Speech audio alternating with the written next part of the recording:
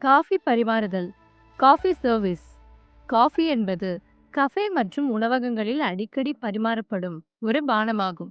மேலும் இதற்கான தேவை நாள் முழுவதும் இருக்கும். எனவே ஸ்டீவர்டுக்கு சரியான முறையில் காஃபி பரிமாற தெரிந்திருக்க வேண்டியது அவசியம். இதை எப்படி செய்ய வேண்டும் என்பதை அறிந்து கொள்வோம். தரநிலைகளின்படி காஃபியை வழங்க உங்களுக்கு பின்வருபவை தேவைப்படும்: சால்வர், காஃபி பாட், சுகர் பாட், சாசருடன் காஃபி கப், காஃபி ஸ்பூன் மற்றும் காஃபியுடன் வழங்குவதற்கு சில குக்கீஸ். எந்த ஒரு பானத்தையும் பரிமாறுவதற்கு முன் தண்ணீரை வலதுபுறத்திலிருந்து பரிமாறவும். சால்வரை முன்கூட்டியே தயார் செய்யவும். காஃபி தயாரானதும் சூடான காஃபியை காஃபி பாட்டில் ஊற்றி பரிமாறுவதற்கு எடுத்துக்கொள்ளுங்கள். முதலில் மேசையின் நடுவில் அக்கம்பெனிமெண்ட்டை வைக்கவும். பின்னர் சுகர் பாட்டை வைக்கவும். எப்போதும் பெண் விருந்தினருக்கு முதலில் பரிமாறவும்.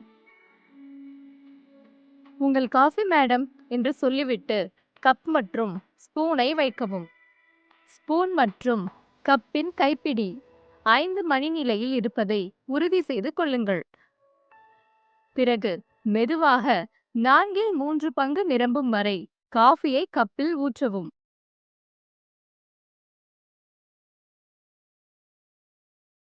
மீதமுள்ள விருந்தினர்களுக்கும் அதே போன்று பரிமாறவும்.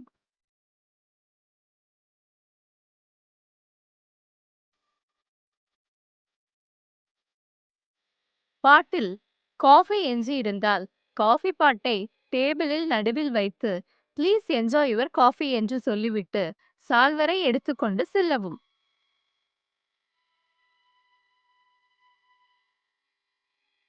பின் வருவனவற்றில் சிறப்பு கவனம் செலுத்துங்கள். காஃபி பாட் சுத்தமாக உள்ளதா என்று சோதிக்கவும்.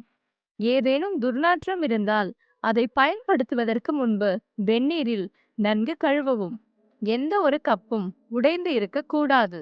சுகர் பாட்டில் எப்போதும் ஒயிட் சுகர் 4 பாக்கெட்டுகள், பிரவுன் சுகர் 3 பாக்கெட்டுகள், சுகர் ஃப்ரீ 2 பாக்கெட்டுகள் என்ற நிலையிலான அளவுகளில் சுகர் இருக்க வேண்டும். இந்த எல்லா விஷயங்களையும் மனதில் வைத்து உங்கள் விருந்தினர்களுக்கு தர நிலையின்படி சரியான முறையில் காஃபி பரிமாறலாம்.